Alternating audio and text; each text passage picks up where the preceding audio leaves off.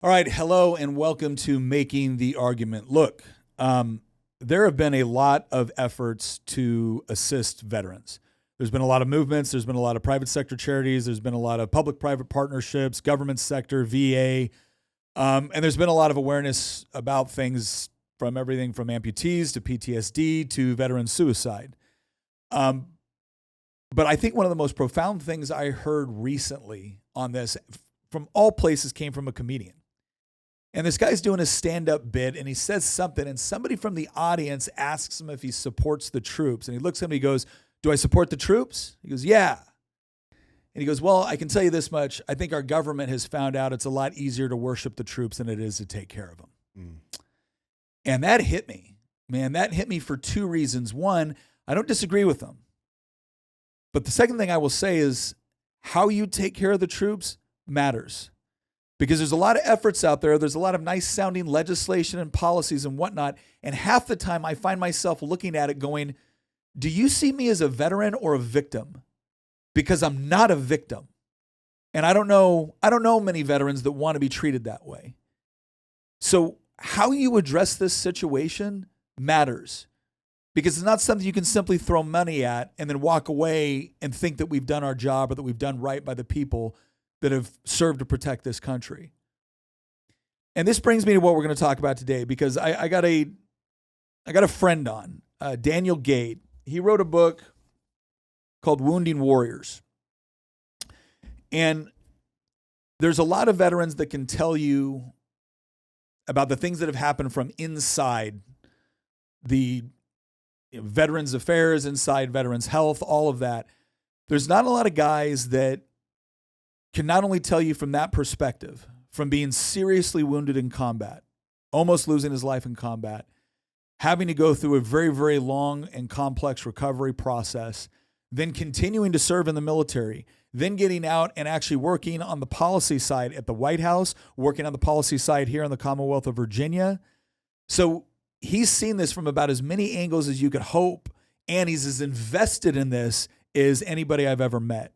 So it is my pleasure to have on my friend Daniel Gade. Thanks, Nick. This is great to be here. No, okay, brother. First and foremost, I scraped the surface. So give everyone just kind of a quick introduction to who you are and your current position. Yeah, totally. Well, so I don't have a current position. I'm between things right now. So I most recently spent 2 years as the commissioner of the Department of Veteran Services for Virginia. So I was in charge of anything related to veteran services for Governor Youngkin. But my whole professional life has sort of been oriented, I guess on accident. My professional life post 2005 has been oriented around veteran stuff. But previous to that, so I graduated from high school in '93, but I enlisted in the Army in '92 when I was 17.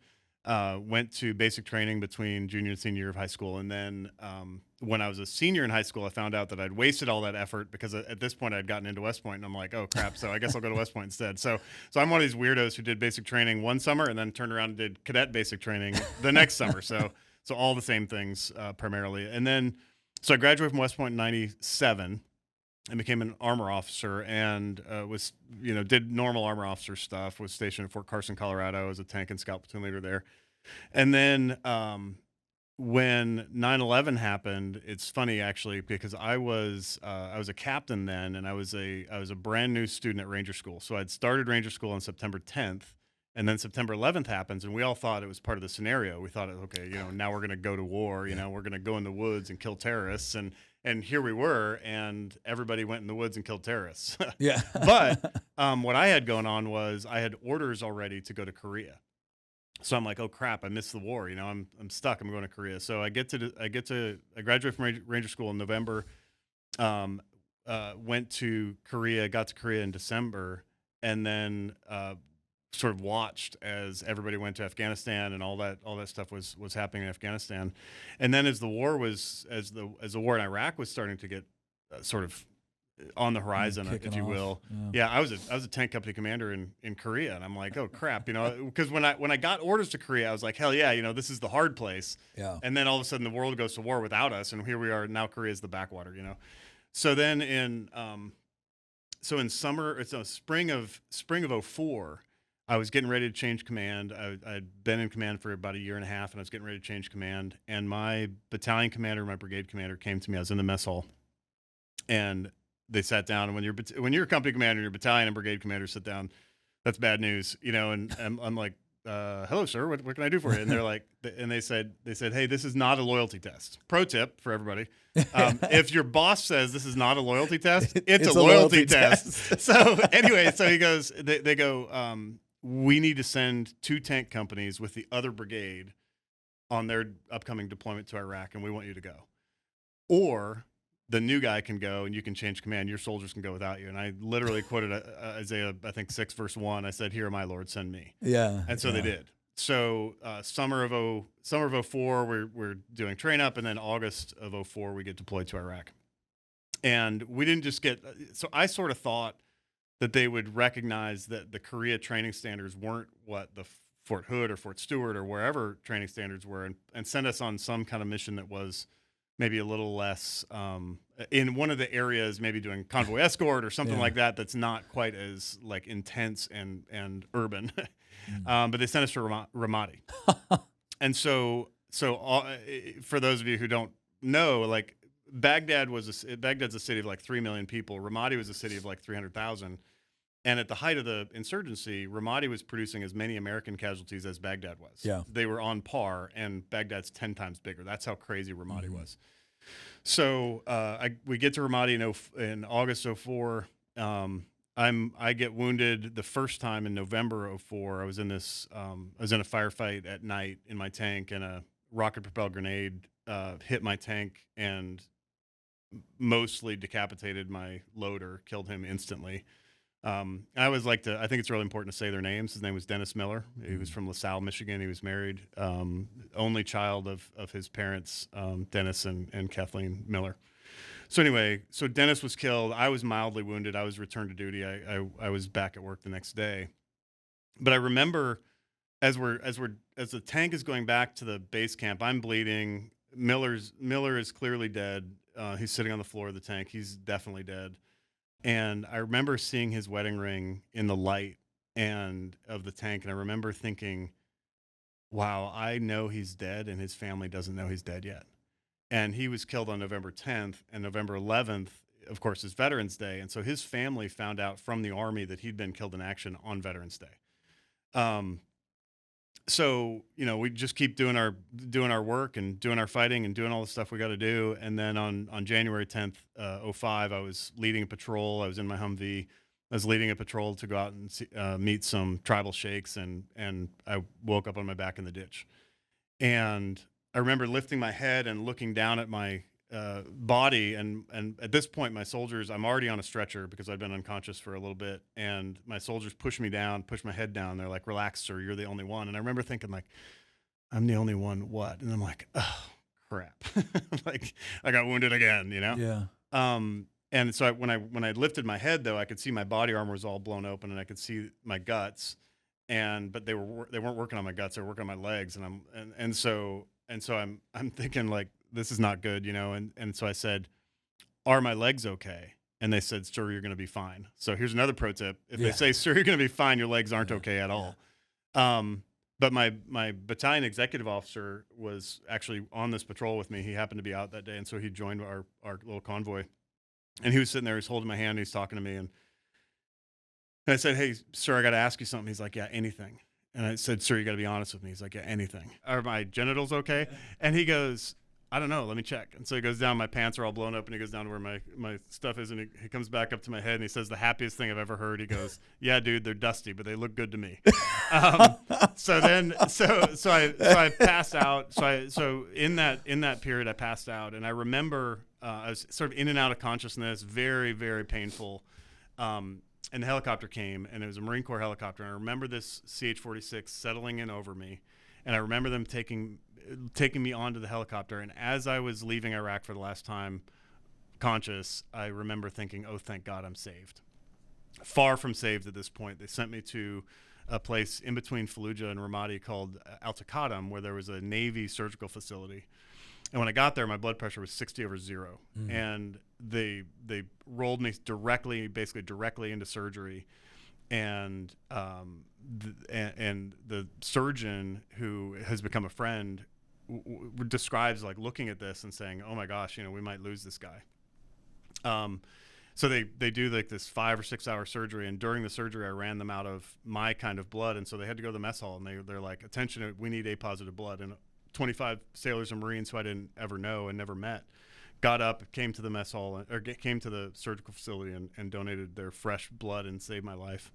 And that's that moment there where those people laid down their life for me has really been kind of a centering moment in all of my, in the 20 years since then. It's been something I think about a lot, because like that's the highest and best of what America can be, where we sacrifice for each other regardless of all the other stuff. Like nobody said, is he gay or straight? I'm straight, married.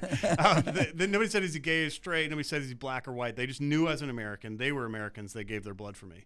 And I think that's what we can, get back to as a country, hopefully someday. Obviously not where we are right now. But that started those injuries and that time, and it was very touch and go for a couple of weeks. I got blown up on a Monday, got to Walter Reed on a Thursday. My leg was amputated at the hip. A couple days later, I was unconscious this whole time, so that all of that was lost to me in the fog of whatever drugs they had me on. Was unconscious for about 3 weeks, and then became conscious in early February of 2005. And I remember like, okay, well, what's this going to be like? What is life going to be like? And I was very worried initially because my hands didn't work, and I had a broken neck, and my abdomen was blown open, and I was missing a leg, and like everything was going wrong. And they were pretty sure I was only going to be a wheelchair user forever. And I'm like, well, that's probably not what we're going to do here. I don't think that's what we're going to do here. I don't concur. Yeah. I told my wife, I'm like, I'm going to ski. And she's like, okay, good on you, buddy. You're going to ski. Since then, I have actually learned to ski, and I'm okay. So, setting those goals and being part of that was really important to me. But to actually, and kind of leading into what we're going to talk about later with veterans, what I saw was that there were some of us who had this like really powerful motivation to get better. And my wife was great about this, and I want to give her a really quick shout out. Her name is Wendy. She's a total hottie, and she's also she's a warrior, because she came to me very early on, and she said, Daniel, I'm going to take care of everything. I got it. Taxes, I got it. Our kid, we had a 2-year-old at the time, I got it. Like everything, I'm going to take care of everything. But as soon as you can, it's your job to take care of our family, because you're the dad. And I was like, oh, okay. That's the way it's going to be. She's like, you're the dad. You're going to take care of our family. And that was a totally formative moment, because it allowed me to, as a man, to reclaim that identity, and loss of identity when somebody gets a serious disability or whatever, that loss of identity can be crushing. And for me, she helped me center my identity back in the kinds of things it ought to be. Yeah. And, and I saw God's miracles throughout this time were just absolutely awesome and amazing. And, I had physicians tell me that I would never move my hands again because of the way the nerve damage was. And they did some testing, and they're like, hey, bad news, dude, you're not going to, I was like, well, we'll just see about that, And so we prayed about it. We prayed a lot, and, slowly over time, the, little things would come back, and then big things would come back. And then, now I'm fine. So it was just one of those things that, like, being centered in Christ, being centered in my family, and my wife helping me be centered in my role allowed me to say, okay, well, what am I going to do with the rest of my life? And I made a decision in about probably April. Like in February and March, I was pretty sour on the Army. And by April, I was like, okay, well, maybe I'll stay in for a while. And the way I phrased this to myself to this day was, I'm not going to let the enemy determine when I get out of the Army. I'm going to get out of the Army when I'm good and ready. Yeah. So I'll fast forward through some of the rest of this. I basically was able to convince the Army to keep me. It didn't take much. I'd already been accepted to teach at West Point. And so I said, hey, do you care if can I teach at West Point with one leg? And they're like, yeah, totally. It's no problem. So I went and got my master's degree in public administration and policy at the University of Georgia. Go Dogs.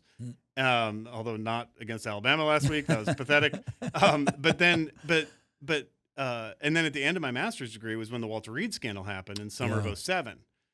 So I get this cold call on on my flip phone, and it's the White House, and they're like, "Hey, can you come work?" And I'm like, "I can actually." You know, when the White House calls, you go, typically. So I go and spend a year at the White House doing veterans policy for the Bush administration, and then so I got to see. So I'd had this user. Well, let me ask you a question real quick. Yeah. How did they know to call you?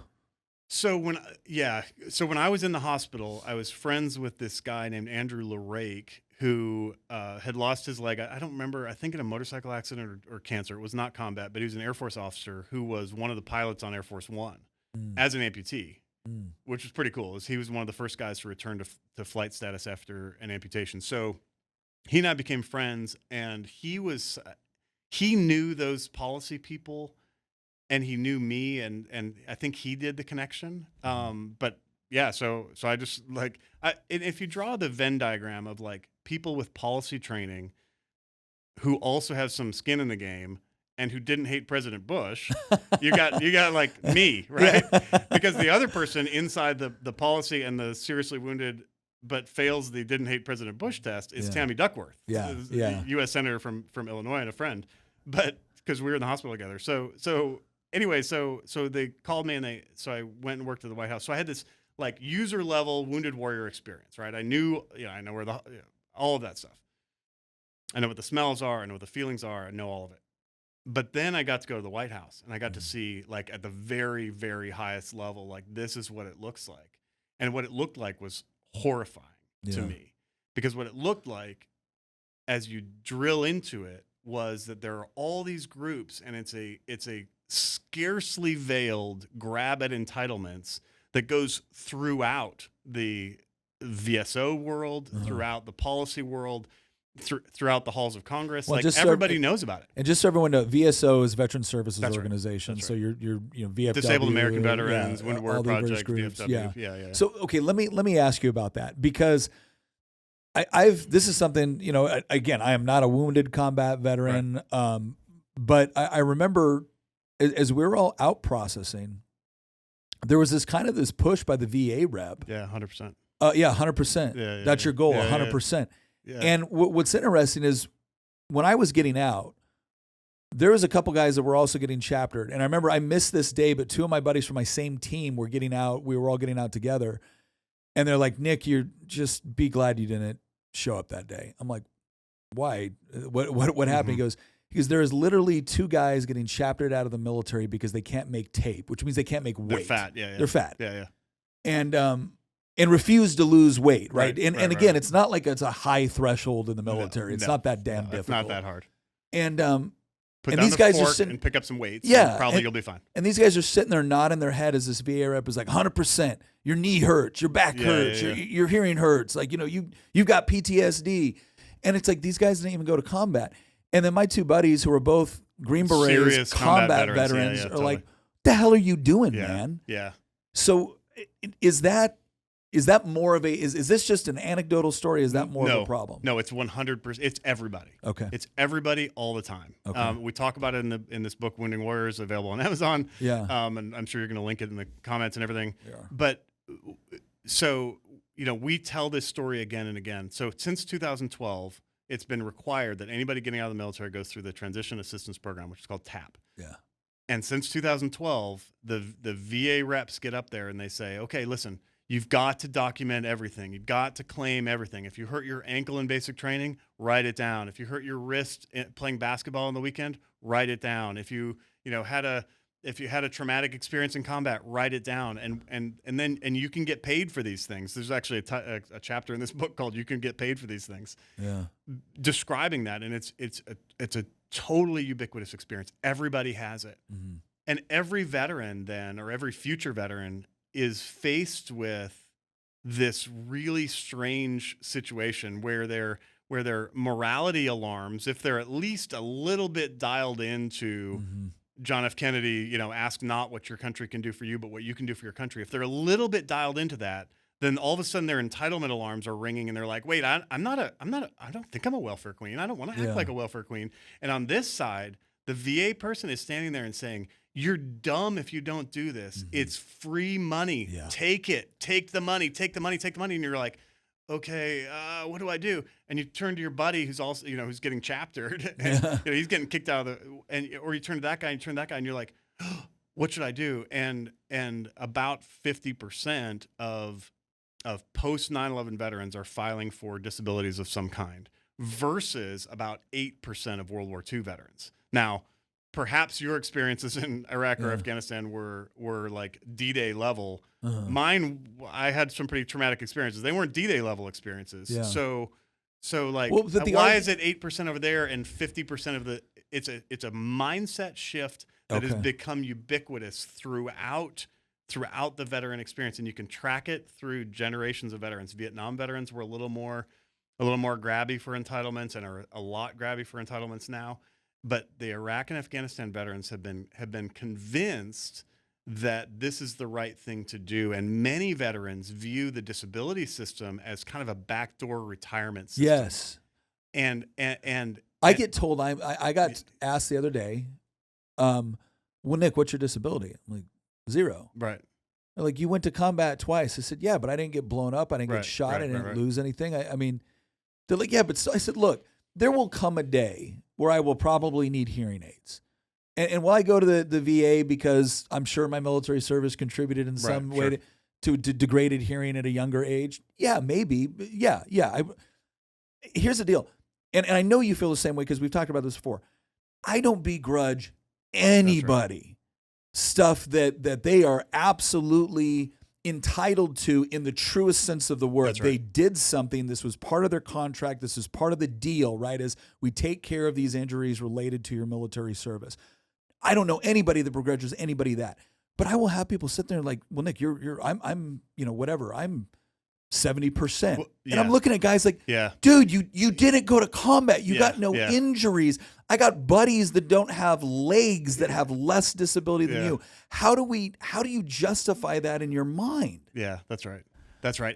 And what's funny is what you see actually across the board here. You see this very often. You can find it on Facebook, you can find it on Instagram, you can find it in, chat rooms all over the place, is because people feel guilty. It's almost like, and I don't want to get too much into politics here, it's almost like the shout your abortion people, where you can normalize deviance by convincing other people to be deviant with you.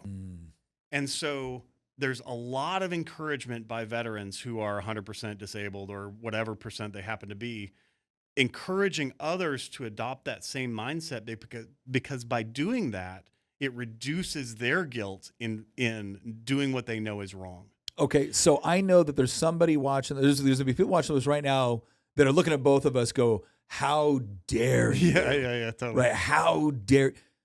But here's the important part.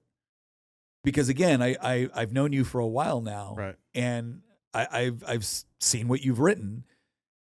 The reason why you bring this up and the reason why you think it's so important is not because you don't want veterans to get what's entitled to them. Right. It's because you actually see something very, very dangerous in this mindset. Can you go into a little bit about why you think this is so damaging? I mean, you've hinted at it, but what have you seen? Yeah, totally. I don't think it's damaging, Nick. I know it's damaging. Yeah. And here's why it's damaging. It's damaging in there's so many ways, but let's just talk about a few of them. The subtitle of the book is called How Bad Policy Makes Veterans Sicker and Poorer. Mm-hmm. There's a program inside the federal government called Individual Unemployability, IU. There are a lot of bad programs in the federal government. There's a lot of money wasted on, drag queen story hour or whatever nonsense they're doing, right? There's some craziness. The worst program in the federal government is the Individual Unemployability Program in the VA. Here's why. If you have a 60% rating for one condition or 70% for 2 or more conditions combined, and you claim to the VA that you can't work, then they will pay you at the 100% rate. Huh. Okay? And they'll mark you as individually unemployable. Now, no cognitive tests are required. No vocational tests are required. No vocational history is required. You're just sort of self-certifying, oh, my disabilities are so severe that I can't work, and they pay you at the 100% rate. Here's what happens, though. The 70% rate is like $1,800 a month. The 100% rate is like $4,000 a month. But if you can't work, you're stuck at $4,000 a month. Yeah. You're not going out there and striving. You're not going out there and working. You're not going out there and adding income to your family. And so you're poorer for that. But you're also sicker because now society views you as sick, your family views you as sick, and you, the veteran, begin to adopt the sick role, is how psychiatrists talk about it. It's called performing symptoms or adopting the sick role. You begin to be the person who walks around and says to other veterans, "Hey, you got your disability yet?" And you begin to say, "Oh, every bump and bruise and everything that's ever happened to me is because of the fact that I was in the military one time." And you begin to orient your whole identity around this negative thing. Yeah. And for men especially, I talked about what my wife did for me that time by saying, "You're the boss here. Yeah. Fix it." That's really powerful. But and it's powerful because men get their identity primarily from their work. Mm. So last time you were on an airplane, the person next to you said, "What do you do for a living?" Mm-hmm. Right? They didn't say, "How many kids do you have?" They didn't say, "Do you love your wife?" They said, "What do you do for work?" To women, most often, people will say, "How are your kids? How many kids do you have?" Things like that. So women often get their identities from their families. Men get their identity almost universally from their work. But remember, the IU program separates veterans from their work and thereby strips them of their identity. So now you're 25, you're on IU, you go to church or a bar or somebody, you're gonna go meet somebody to hopefully marry someday, and she says, "Hey, what do you do for a living?" Because women test your ability to provide by saying, "Hey, how are you providing?" Right? Yeah. And he says, "I'm a disabled veteran." Well, guess what? It lowers his chances of getting into a relationship. It lowers the quality of his relationship, and it lowers his self-efficacy. In the middle of all this, we've got a veteran suicide crisis. We all know about the veteran suicide crisis. It's like, the number is, everybody says 22 a day. It's probably the wrong number because it's very hard to measure. But the suicide is a disease of despair.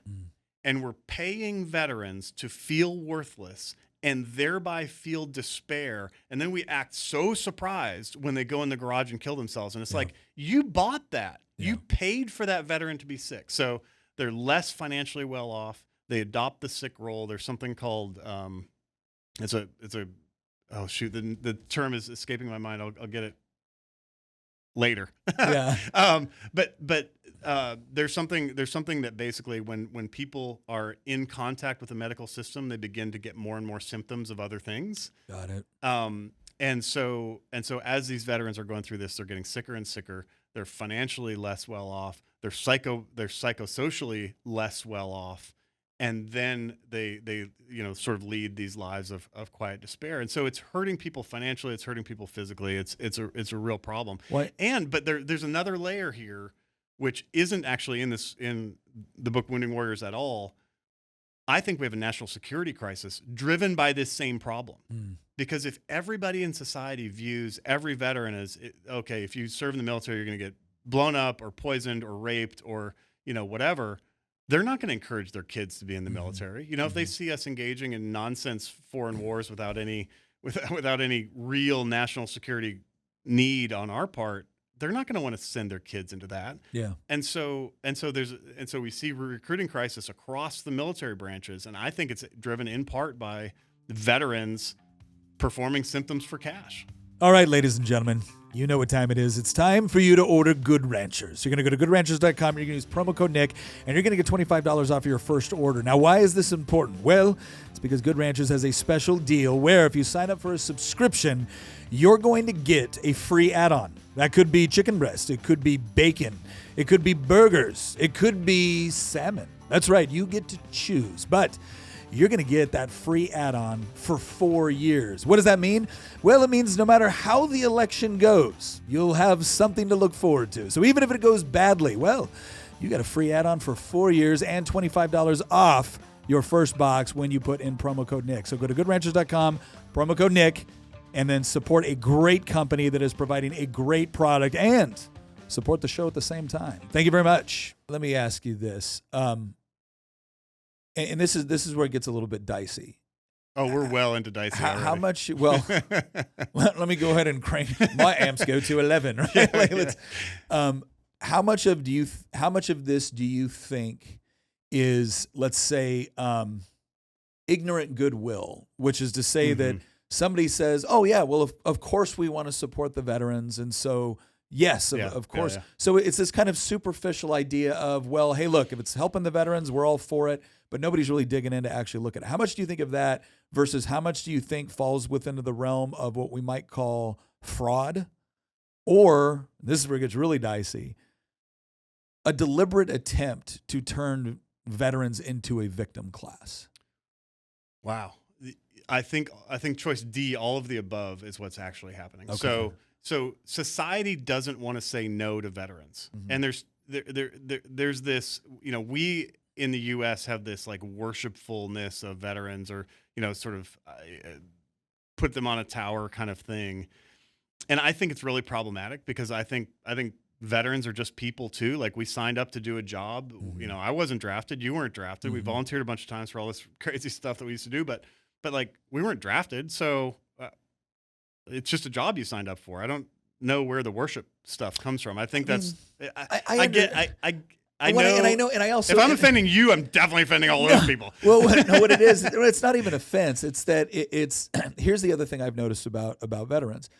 A lot of times, the more you went through, the more you faced, the more you lost, the more you sacrificed, the less you want people to come up and constantly thank you. You want to get, you want to get, you want to get forward, you want to get on with doing it. It's not that it's not appreciated.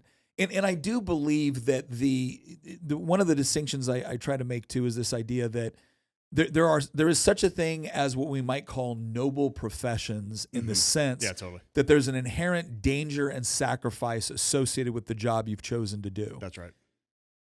But there's also a danger in this idea that if I think it goes back to the World War II veteran, right? Listening to my grandfather talk about joining the Navy at 16, Yeah. and fighting in the Pacific, is this idea of, it's like, well, of course that's what you'd do. Of course. And there's this big difference between, oh yes, of course I'm a brave hero of the Republic, which must be made way for at all times, versus I'm a member of a club. I'm a member of a group of people that did something honorable. The way I worded it once was, I really don't care what academia, the media, or politicians think of my service. I really care what other veterans think of my service, especially the ones that went before me. And I remember all I want, like, I didn't want to come back, and I didn't expect people to be like, oh, here's jobs, here's a house, here's this, here's the, oh, you served. It's like, a lot of people have served. And I'm proud of my service. I'm certainly proud of the guys that I served with. But what I really wanted was to come back, and when I went to the VFW, and be a member in good standing of I a wanted club to be of guys who did in something good hard. standing. Yeah, I remember thinking about this a lot when I was growing up. My grandfather, in his little house in Chico, California, had this little stretch of wall in the hallway, and he had a wood lathe and whatnot. He had probably dropped $10 or $15 in each one of these things he did. But it was these small little picture frames. And from a little boy, I remember there was my great grandfather with his highway patrolman badges and his picture. Mm-hmm. There was my grandfather with his fire captain badges and his picture. There was my dad with his LAPD badges and his picture. And I can remember thinking, one day I'm going to be part of that lineage of heroes. Yes. Yeah. Right. So I think there's honor and nobility in that, but I think we need to your point, because we've talked about this before, it's about getting back to that. Don't sell the honor and nobility of what you did for something that cheapens it. That's right. And I when I'm signing one of these books and giving, I often write, ask not. Mm-hmm. Because I want people to remember what JFK was talking about. And JFK, I mean, like, for all of his flaws, which were legion, he was also a legit war hero. Yeah. He was a legit war hero, and he knew what sacrifice was. I mean, his brother was killed. His brother was killed in action. Like, I mean, he was those people were self-sacrificial people, and he was saying, "Ask not what your country can do for you." And so I think there's definitely, that's part of it. Civilian society has been trained by veterans to be afraid to criticize veterans. Mm-hmm. And so, and when I was working at the White House and doing all this stuff, I know tons of members of Congress. I'm friends with lots of them. Lots of people know that this system that we're talking about is corrupt, and that it's morally bankrupt, and it's bankrupting the country little by little. But they're afraid to say anything because they're afraid of the veterans lobby. They're afraid of the interest groups that are going to come after them. And so they find it politically easier to just give veterans whatever they want. Yeah. And then a lot of people of goodwill who didn't ever serve are often like, them paying $50 a month to Wounded Warrior Project or something is like their penance for not having served in uniform. And so there's like a displaced guilt kind of thing happening there. And then and I'm going to veer into the political a tiny bit here and say that the two parties view veterans differently. The fatal flaw of Republicans as they look at veterans is saying, okay, every veteran is a hero. Mm-hmm. And we saw this when President Trump pardoned some people who were legit war criminals, convicted by juries of their peers for their actions in combat. And Trump pardoned a bunch of those people, several of them. Because of that idea that anybody who serves is by definition a hero. That's the sort of tick that Republicans have. Democrats have the opposite tick, which is everybody who ever served is a broken toy. Yeah. And so we need to throw stuff to them. And this is the part that's a tiny bit more political is the Dems believe that the path to healthcare in the United States should be a single payer system. Mm-hmm. And the VA system is as close to a single payer system as they can get. And so they're very leery of allowing veterans to, for instance, for veterans to get care in the community. They're very leery of that because that breaks down their cherished idea of single payer, which is VA healthcare. Yeah. So there, all of the things you described are all interplaying, and it's tough. No, it's interesting too, because I do think it's an area where veterans have I'll put it this way. There are certain areas where I think all of us, I don't like telling people that have never been to war. I would never tell someone that's never been to war, you don't get to have an opinion on this. You never fought. Like, right. Like war You're a affects citizen. War affects all of us. Yeah, exactly. War affects all of us. You should be able to have a say. And ultimately, policy should be based off of logic and reason and what actually works, based off of experiential evidence, empirical evidence, logical consistency. Like, all of those things will play out. If you have the better argument, right, you genuinely have the better argument, then it doesn't matter that you didn't serve in Iraq. Right. By the same token, we all understand that certain experiences give you a different degree of credibility to a broader audience, right? If I'm asking a question about a particular topic for which I am not an expert, or I don't have sufficient experience to feel confident in a particular course of action, I look for somebody that does. It's a heuristic that all of us use with respect to our decision-making processes. Do you think veterans have a very unique, not only opportunity, but obligation to reorient this discussion in a way that maybe our credibility or closeness to the topic, affords us? The only people who can fix this are veterans. Okay. The only people who can call out what you can call it camouflage welfare if you like. I like that term. I heard it the other day, and I'm like, I like that term. I'm going to use it. The only people that are going to break the back of the camouflage welfare system that is the VA disability system are veterans who are standing up and saying, "Well, hang on a second. I'm not a broken toy. I lost a leg. I was this. I was that. I do have some stuff that was related to my military service, but I'm not going to be viewed as a victim class forever." And there's some people who are doing a good job of this. I mean, I think Tim Kennedy does some of this. I think Jocko does some of this. Obviously David Goggins is like, he's kind of a freak. I think, but I think a lot of veterans are standing up and saying, "Well, hang on a second. That's not right. And that's not the story that you get to tell about our service." Yeah. But for every one of those positive examples, there's guys like so many of the people in this book who are, they're going out there and they're saying, well, okay, so this is crazy. And it's bizarre to me that this is true.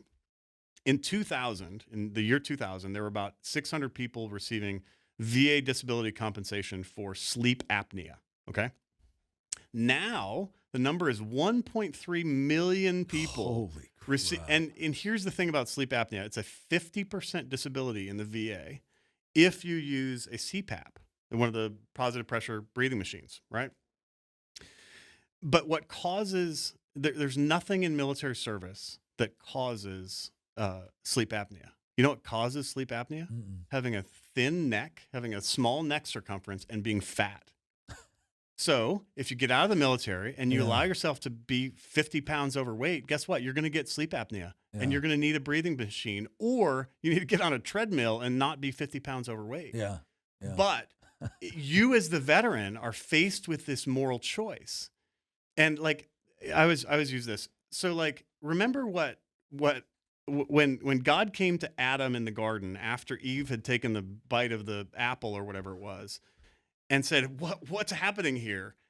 Well, Adam points at Eve and says it was her fault, right? So the first sin, I guess, is Eve taking the apple, right? The second sin is Adam blame shifting because it was his responsibility to lead that little family, and he didn't, but he blame shifted. So for the veteran who got big and fat, or the veteran who has, something else going on, or the veteran who's a chronic smoker, and then it's like, oh my gosh, my lungs hurt, it's probably the burn pits. Yeah. No, it's not your burn pits, dude. It's your vape. Like, stop, Anyway, so what they're doing is they're blame shifting because otherwise they have to face the fact that, maybe my I'm fat, and that's what's going on here. Or I can blame the government. And if I blame the government, I get paid. If I blame myself, I just got to do the work to get better. Yeah. And that's a real problem because our natural inclination is to point the finger and say, it's the government's fault. Taking responsibility is difficult. No, it's hard. And there are adult work. And there's so many things that the government has done wrong that they're an incredibly easy target. Yeah. The thing that some of the difficult conversations I've gotten into on this have rooted around this idea that it's usually like, look, dude, I'm not saying you didn't go through some stuff, and I'm not saying that you shouldn't get the benefits that you are rightfully entitled to. What I am saying is that you can't exploit that, and there's a cost to doing so. Like this idea that, well, I'm just, hey, I'm just getting a little bit extra from it. No, dude, there's anytime you are taking something that you deep down know you don't really deserve, right? There's a cost to that. 100%. There's a cost to that. That's right. And it's one of the reasons why, again, somebody that doesn't understand the dynamic, and again, I know Wendy as well, your wife. Somebody that doesn't understand the dynamic might look at it like, well, is that kind of harsh for her to, at the moment that her husband's recovering, like, it's the best thing she could dude, have done. like, it's the best thing she could have done. Because like I know that the greatest compliment, like one of the greatest compliments my wife has ever gave me is one day she just stopped me and she said, I need you to know that you do a good job providing for this family and you make me feel safe. I'm like, oh, dude, I could go, you don't got to say another nice thing to me for a year. I could go on that. And I'll mow the lawn with a scissor if you just keep telling me that I'm valuable. Yeah. Well, and it's that whole idea of that when men get identity, like through our work, I think another way to say that, especially and I think it's another reason why it is such a good thing when a man does get married and has kids, is that work is what we use to protect and provide for our family in many respects. And so having that purpose and meaning is absolutely critical. I remember somebody talking about this. They're saying one of the biggest things that they found for men in general and especially for combat veterans was when they were dealing with like genuine PTSD, or they were dealing with genuine issues about leaving the military and not really fitting into civilian world or whatnot. They said one of the biggest problems they had is that all therapy was kind of geared toward women. And it was this idea of, hey, you're great and you're wonderful and we're all going to come around and we'll all support you and, the whole deal. And it didn't work. And then they watched veterans interact. And veterans interact is like, hey, dude, have you considered stop being such a little about this? Yeah, they're busting each other's balls all the time. Yeah. But that same guy would literally die for you. That's right. But he's also going to be like, hey, have you considered getting off of your ass? That's right. And it was funny because I was talking to Randy Couture, right? Famous UFC champion, Hall of Famer, the whole deal. He does a lot through his gym, Extreme Couture in Vegas, for veterans. He's a former veteran. And he was really emphasizing that peer-to-peer. He goes, there's something about guys coming here to this gym, doing jiu-jitsu, rolling around, doing MMA, and then sitting around and talking about stuff with other men who, one, will listen to them. Because there are times where guys just got to be like, and a lot of times it's talking about what's happened to your buddy, right? A lot of times it's about what's happened to your buddy. He goes, because guys still need that, but they need it within a realm, and they need it within an environment where they're surrounded by other men they respect as men. Those are all positive identities. Yes. Those are all positive identities. And I think that, we're all in a milieu at all times where we have like 6 or 7 important identities to us. And the identity that you allow to come to the fore in each circumstance is a little bit different, but you ought to be thinking about which ones of these are positive identities and which ones are negative. So for example, your husband identity comes to the fore when you're taking care of your wife. Or when you're being intimate with her or whatever. And those are positive. That's your husband identity coming forward. And then when you're in Richmond, you're delegate Freitas. And then when you're, and all of those can be positive identities, but the ones that people adopt that are negative identities, they need to try to shed those if they can. And for me, when people, ask me what my disability rating is, it just makes me want to vomit. Because that's a negative identity, right? All of that is tied to something that happened, close to 20 years ago. And, there's no night when I wake up in the night to go to the bathroom or whatever, and I'm like, oh, yay, I got to grab my crutches. And like, I'm not like proud of that. I'm proud of my service, but my disability rating is that's a dumb thing to be proud of. But the reason people talk about it, I'm pretty convinced that this is true. Because you don't hear, like you're a special forces veteran. Like, what do you have to prove, right? You don't hear often people with very serious combat exposure talking about their VA disability rating. Yeah. You do hear a lot of veterans talking about it, and they use that 100% rating, if they have a 100% rating, as a proxy or as a measure for how virtuous their service was. Not valorous, but virtuous. And so they're saying, if I'm 100%, then that means I was doing hard things. And if I did hard things for the country, that means I'm virtuous. Yeah. And it's like, you're measuring virtue all wrong. Yeah. Virtue is not cheating on your wife. Yeah. Virtue is, not beating your children. Yeah. Virtue is working hard, even at a job you don't like, to make your community better. Like, that's virtue. Yeah. Virtue isn't telling the VA you can't hear out of your left ear and, stop. That's really interesting because I know, like, when people ask me about military service, like, I feel guilty about it. And people look, what do you mean you feel guilty? What'd you do? Like, no, it's not that. I feel guilty because I only did 2 combat tours. Yeah. I feel guilty because other guys got into far worse scraps than I ever did. I feel guilty because I still feel like, gosh, did I really test myself in the way that I needed to? Did I really do what I could in these situations? What if I had been over here? What if I'd done this differently? Like, I still go over in my mind operations from 2008 where it's like, I should have done this, or I should have done that. And zagged. Yeah. And that's the part where, and I always try to, I don't know. I just, it's weird. Like, that's the part I kind of struggle with sometimes on my military service, is this idea that I really didn't do enough. Or people probably think because I was a Green Beret, I did more than I did, or I was in more danger than I really felt like I was, or whatever it was. Especially when you're talking to somebody that, Right. And so it's interesting. The other thing too that I've noticed is that for a while there, I noticed starting to get comfortable with this idea when people would say, "Oh, you were a Green Beret, you were Ranger qualified, you sniper, like it's you went to combat. I'm not going to mess with you." And I remember thinking, dude, am I just resting on my laurels That's now? Right. Am I just?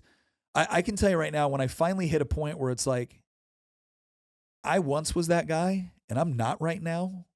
And if I want to recapture any vestige of being that, well then, I want capabilities, not stories. That's right. That's like, good. That's good. I like that. I want capabilities, not story. And that really pushed me to be like, all right, nope, get back into the gym, get back into doing these other things, start doing hard challenges again, look for new goals, look for new meaning, look for new purpose. Like what are the things that you can continue to develop? I am so much happier with that mindset than I ever was with playing with this idea that, oh yeah, I did those things and therefore you should respect me now. Mm-hmm.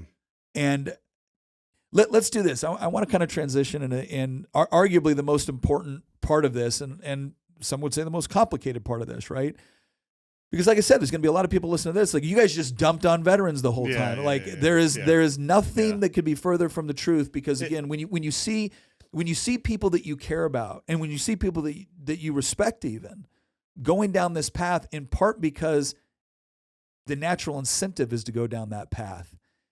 The answer is not trashing veteran. The answer is no. We need to fix this, because one of the things that attracts so many people to the military is this sense of honor and nobility and purpose and meaning in your occupation. That's right. And I don't see any system that doesn't recognize the value of those things actually leading to healing people or helping them. So what do we need to start? How do we need to reorient the way we look at this?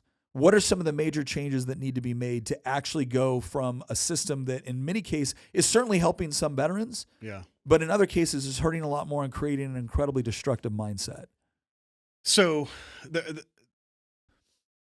the first and most important thing we need to do, I think, is we need to break the link between veteran health care and veteran disability.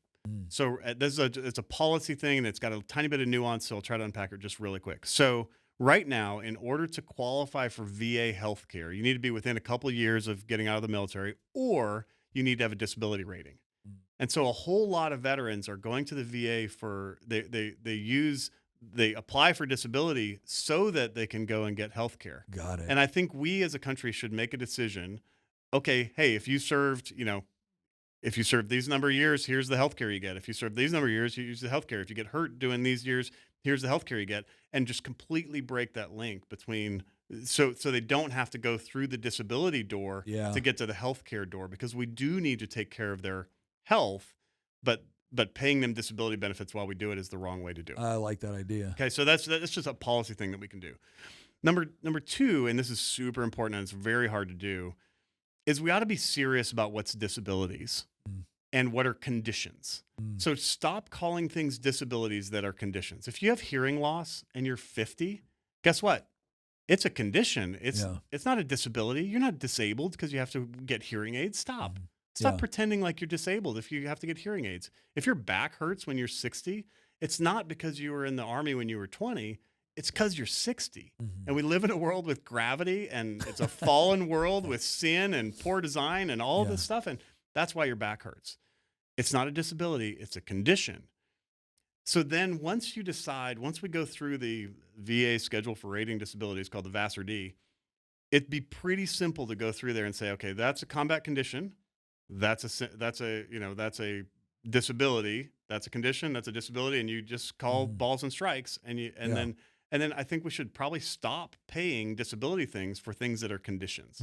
If it's a condition of life, or if it's a condition of aging, or if it's a condition of genetics, or if it's a condition of your behavior causing it, like, we'll treat it on the healthcare side, but there's no reason we should pay for it on the disability side. Got it.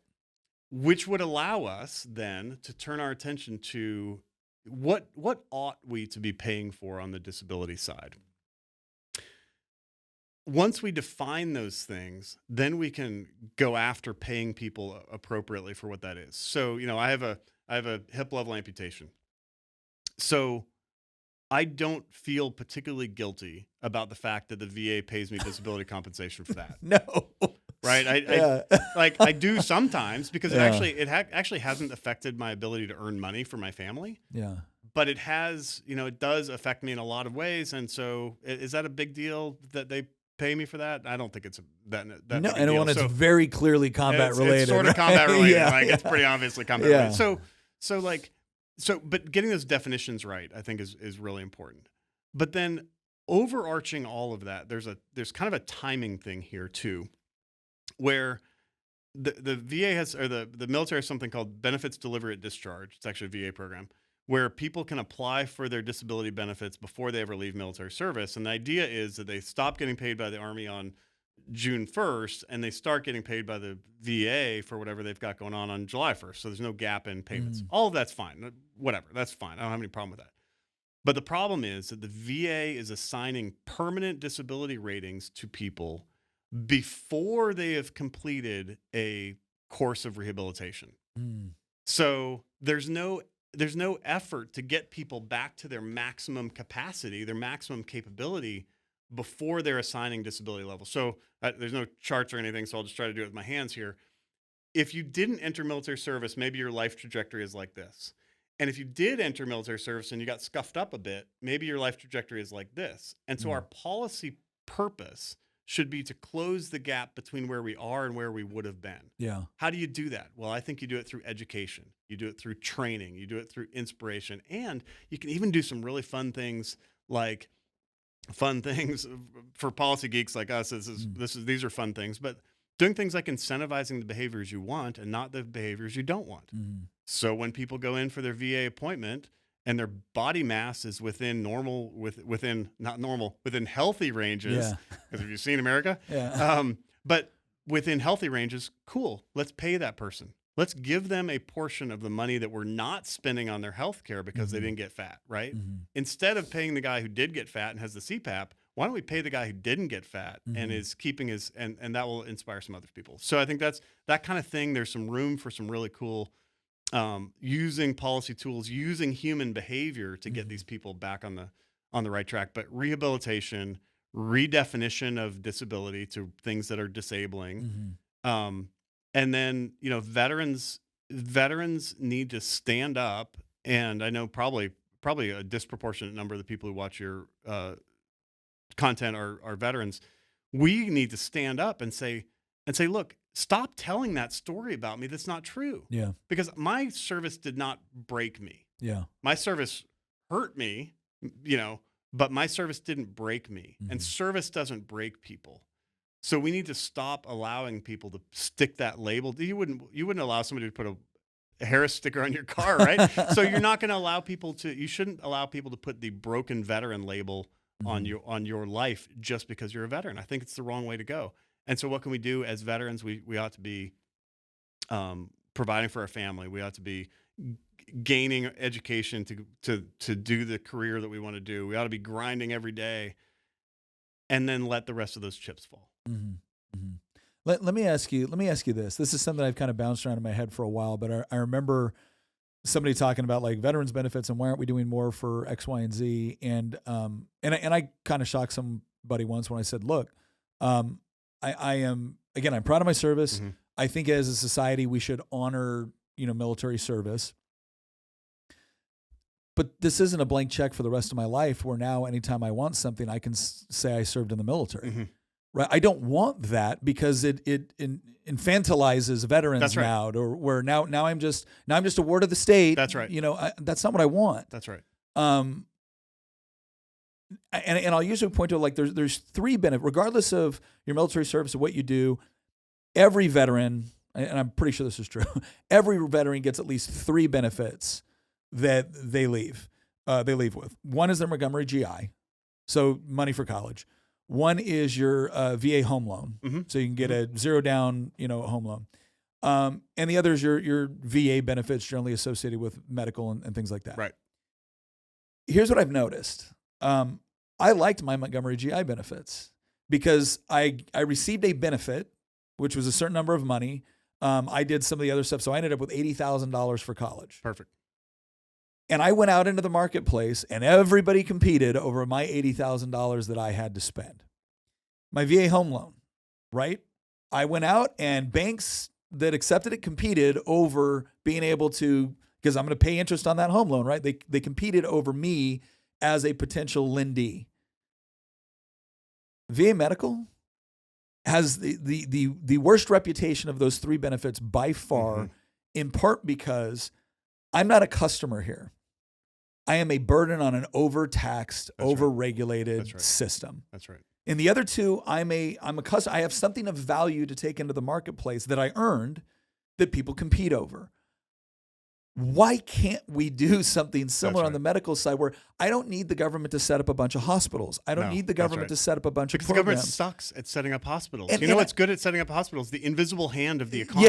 Yeah. It's like I would much rather have a medical benefit that I'm taking. And like you said, that medical benefit is, my military service did not warrant the same medical benefits that your military service did.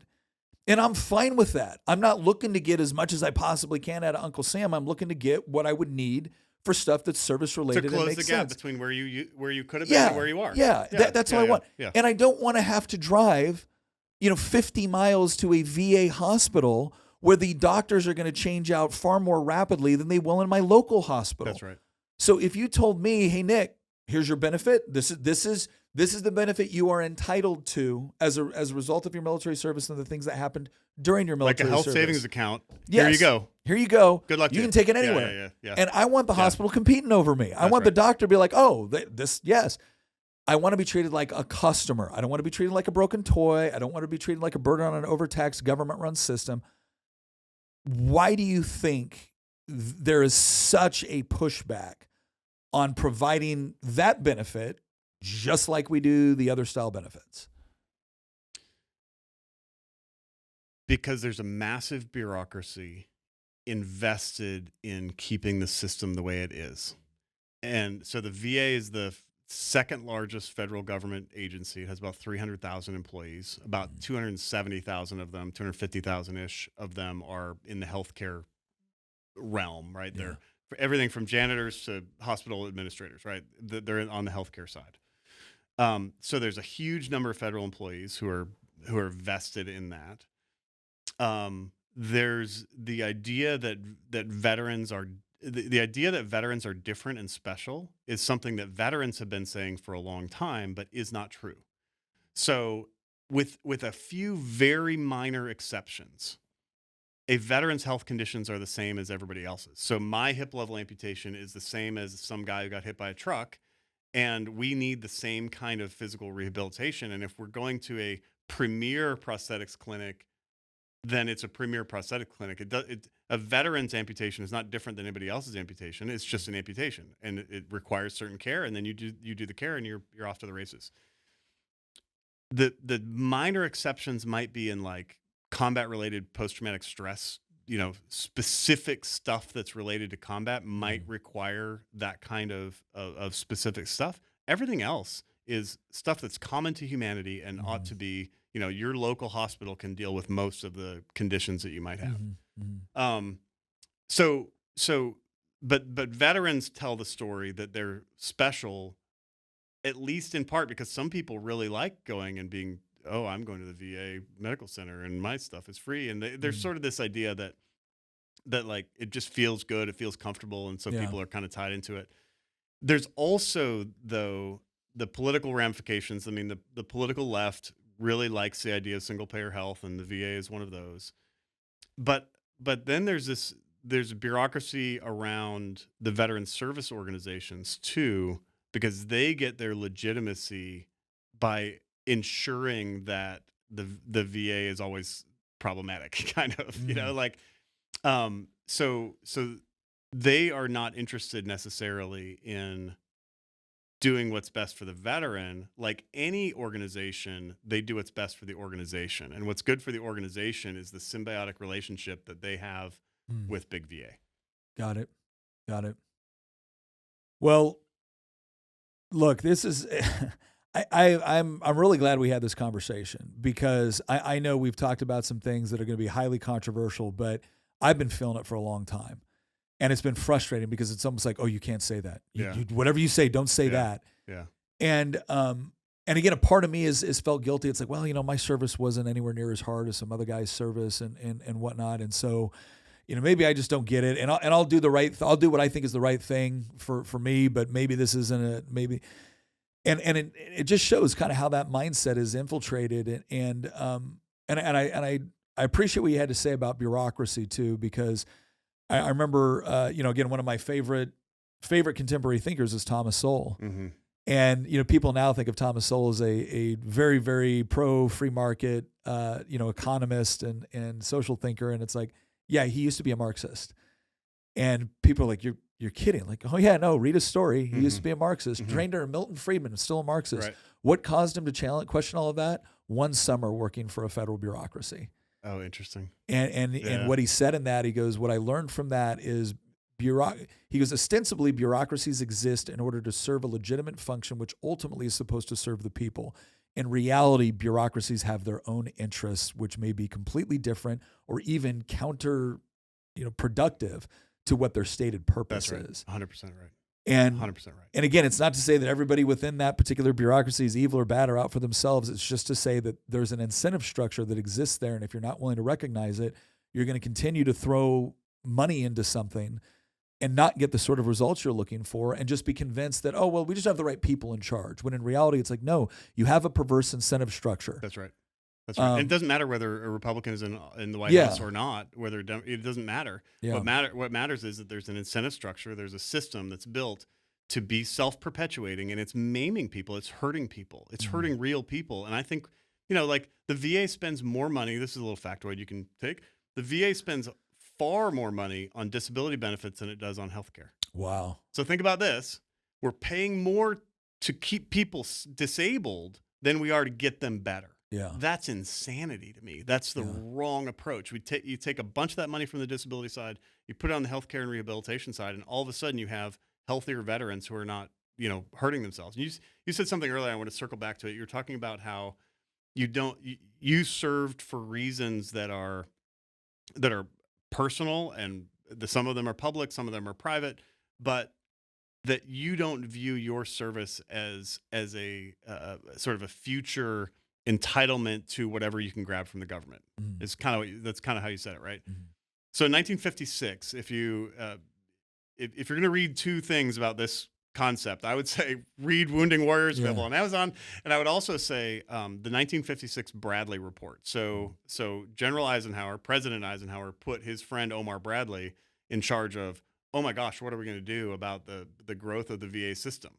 This is in 1956, and the 1956 Bradley Report is phenomenal because he calls it. He nails that commission nailed all of these problems, and they said they under-nailed it. Actually, they said by the year 2000 that veterans benefits could be up to like $6 billion, and which is hysterical. Yeah. When you adjust it for inflation, that's about $60 billion, and so that's about half of what it was in 2000. Now it's like $300 billion, $350 billion. It's a huge amount of money. But one of the things he says in there, I think it ought to be a tattoo that every veteran has to get or something like that. But he said military service is an obligation of citizenship and does not in and of itself constitute a future a basis for future entitlement. Ooh. It's so good. It's so good because what he's saying is, remember, this is Greatest Generation. This is the guys who just did all that stuff. Oh yeah. This is him saying, this is what our country required. Yeah. You're in our country. There's a social contract. We'll take care of you if you're maimed. Yeah. But don't think that because you did this because you had to. Uh-huh. You did this because it was your duty to do it. And you shouldn't be using that as a club against your fellow citizens forever. And I think way too many veterans, 250,000 new veterans a year go on the disability system, and they're using their military service to some degree. Some of them, of course, I'm going to be accused of I hate veterans or whatever. Some of them are going to be accused. Some of them are credibly accused of using that system as a club on their fellow citizens, using it as a grab for entitlements. And I think those people are gross. I think it's morally bankrupt. Well, I got to tell you, for those of you watching, again, if you got any questions about this, pick up Wounded Warriors, right? If you want to fight back, if you think Daniel doesn't know what he's talking about, despite the fact that he lost a leg in combat, the second time he was wounded in combat, has spent almost the last 20 years intensely looking at these issues and how to improve it. This is true. I mean, how many other areas within society right now can we all say that what is lacking is a healthy dose of tough love for something? If you really care about people, you tell them the truth. You don't just tell them what you think will sound good or what's politically palatable or what's politically correct. You say what you think is true. And I can tell you this, for every veteran I've served with, for every guy I served with that really had some difficult issues coming back, none of them were made better by just getting another paycheck by the government. None of them were made better by being told that they were just owed things. All of them improved the moment they found meaning and purpose in their lives again. The moment they found camaraderie with like-minded people, the moment they felt like they were serving a higher and noble purpose. And you have to start asking yourself, why is it that there is such a push, not just with veterans, but with all of society right now, to call things stunning and brave, which are neither stunning nor require no courage, or to constantly tell people that they're a victim? The Victim Olympics is on full scale, and Daniel didn't say this, I will. I do believe that there's a concerted effort with certain elements within society to look at the veteran community, because that veteran community is typically one that is made up by people who believe in honor and nobility and meritocracy. They believe in fighting for something bigger than themselves. And I think there has been a concerted effort culturally to undermine our country, in part by looking at veterans and say, no, you're none of those things. You're just broken, but it's okay. We'll take care of you. Think about how pernicious that is, to take this vestige of people that civilizations have depended upon throughout society, throughout history, to be the ones that would stand up and do the difficult, dangerous, and deadly things in order to protect society, and convince them, nope, you're just broken. You're just broken. I think what Daniel's doing is incredibly important. I think the book's incredibly important. And I think as veterans and as combat veterans, more of us need to start standing up and saying, look, we want every single one of our buddies, every single one of our friends that got hurt to be taken care of. But we want to do it in an honorable way.